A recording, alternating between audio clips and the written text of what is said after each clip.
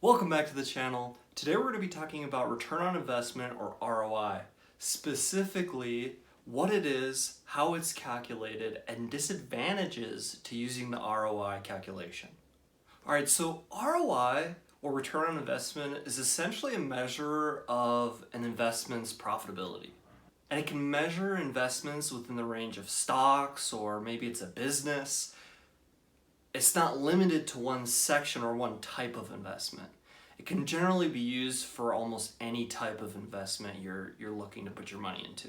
And this return on investment calculation, or ROI calculation, is pretty dang simple. Because of its simplicity, this calculation is widely adopted in determining the profitability of an investment. So you can use this calculation before you put your money into an investment, and even after or during the time you put your money into an investment. So this calculation is super simple. Basically, it's calculated like this. You take your net return of your investment and you divide it by the cost of your investment. And then you times it by 100 to get a percentage. All right, and let's go over two examples in Excel that'll kind of better show you how this calculation works. All right, to start off this calculation, we need to know how much money we're investing into this investment. All right, so then we also need to know how much money we've made from this investment to get our ROI, our return on investment. So our money invested, let's say that we put $1,000 into a business, or maybe real estate. I mean, obviously you're not going to be able to put $1,000 and buy a house, but let's say $1,000, this could be in stocks or whatever, right? So let's say that we put $1,000 in, put that into currency for like terms, and then we need to know how much money we're making off of this. All right, so this return can be one of two things. It could be the return or the money we're generating from that investment, or it could be the money we made from selling the investment. This can be a hypothetical, or this can be real time to calculate your ROI. Let's say we sell this investment or generate money from this investment, and let's say that's $5,000. So simple calculation, we take our net return, which would be the $5,000 minus the initial investment, put those in parentheses, and then we're going to want to divide that by the money we originally invested. And if we turn this into a percentage, we can see that our return on investment is 400%. So that is the return that we're making. And 400% return is incredible. But let's say that it gets a little bit more complicated. So let's copy this again. But we're going to add a couple of factors here. So let's say that the money we invested, let's say, and this will be a specific, let's say that we're going to buy a house and we spend $100,000 on that house.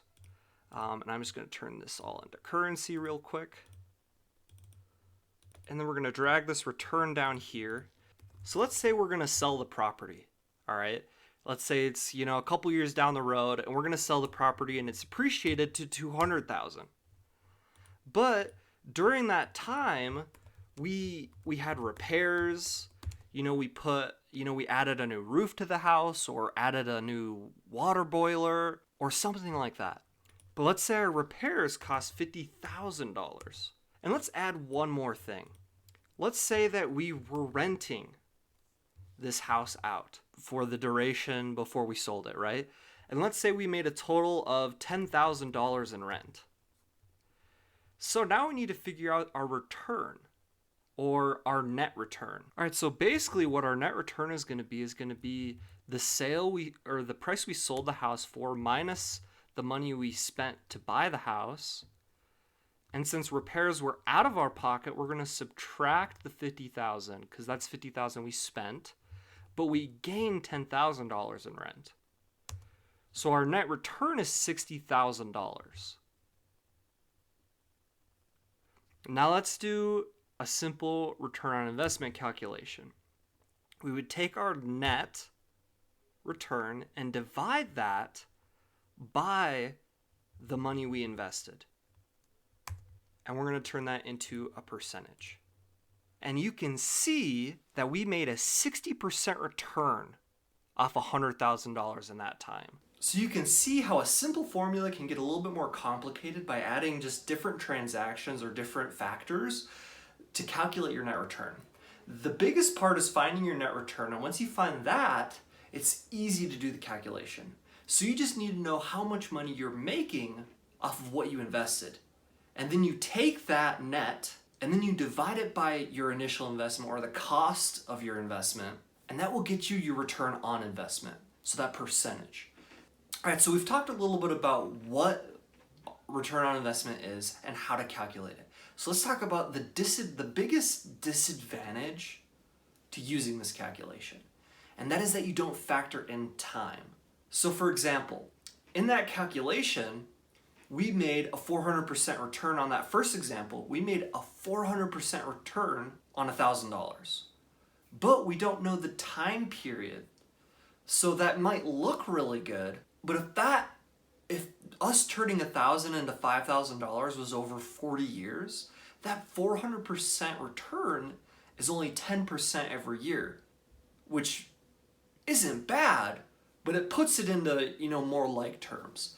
So that is a huge disadvantage. You don't factor in time into the calculation. All right, so if you have a comment or question, please leave it below. If you want a more in-depth or you just want more examples, please let me know and I can help provide that. Please smash the like button, subscribe, and have a great rest of your day.